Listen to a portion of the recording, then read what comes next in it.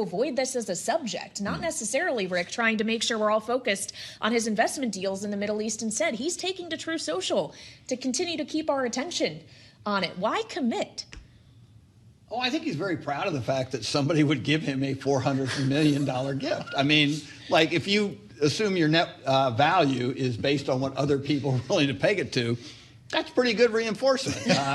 And the reality is, we know Donald Trump cares about things like airplanes and homes, and these are the brandishments of his career. Remember that first time we really ever saw him was standing on, in front of a Rolls Royce, the king of the deal. So I'm not surprised by that. I think he's very proud of the fact that the Kingdom of Qatar would be willing to, spot him an airplane.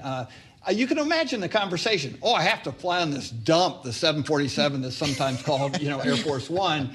I really, wish I had a plane like this. It's yours. I mean, maybe there's a genie in the bottle somewhere and just made it appear. But the reality is, Donald Trump thinks these things, the optics around him, are important. He likes the opulence. It's not typical of an American president.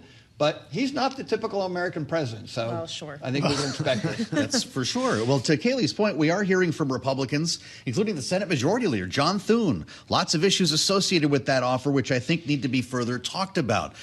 Ted Cruz, I think that plane poses significant espionage and surveillance problems.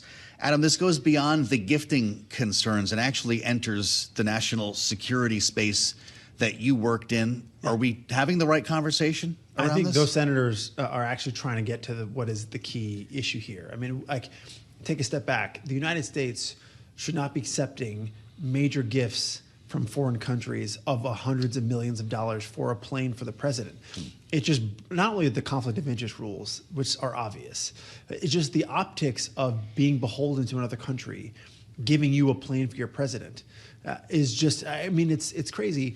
But even one step further, and Kayleigh, you were alluding to this, the plane could cost $1 billion to refurbish. I mean, it's not just like a regular plane for a regular foreign leader. It's for the president of the United States to retrofit. And I've flown on the current Air Force One. It's not even your normal 747. There's all kinds of technology that is classified to the gilt that I don't think you can just bolt onto an existing plane. So it's a bit crazy, and I don't understand why you would take the political hit from people within your own party for a plane that you may not be able to even fly on. Of course, it's not everyone within the president's party who seems to have an issue with this. The Speaker of the House, Mike Johnson, was asked about this today, and he was like, it's not a gift personally to the president. It's a gift to the United States. The quote, Rick, other nations give us gifts all the time. We aren't going to see Congress doing anything about this, even if they wanted to. No, I mean, it's not worth the time and effort to, really try to protest it. And as Adam said, it's going to be a long time and a big cost to do this for him if he's president. If he's not president, fly on the plane if you want. I mean, I think, frankly, if we got a deal today that he won't run for re-election, but he gets the plane, done.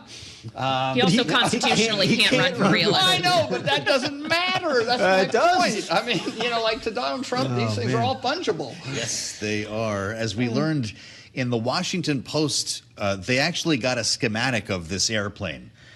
There are 2 full bathrooms, 9 lavatories, a main bedroom, a guest bedroom, multiple lounges, private office, cream and tan-colored leather seating on both decks, according to photos provided by the Swiss aviation company AMAC Aerospace. The point is here, and you made it. Not only is it going to be incredibly expensive, but this president probably won't be able to use it. It won't be done in time.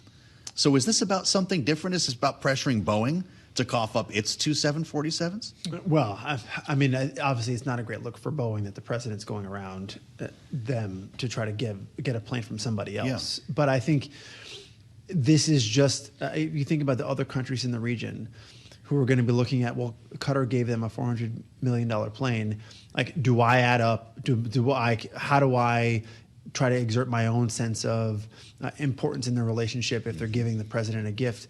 And I think it's important to focus on the gift part of it, because they've made clear they would take it as part of the Trump presidential library, which would then allow him to use it afterwards. So it's not like this is just like, as Mike Johnson was saying, oh, well, like it's not a big deal. As opposed to it sitting in the library a la the Reagan ladder. He's going to be flying this around. That's what I mean.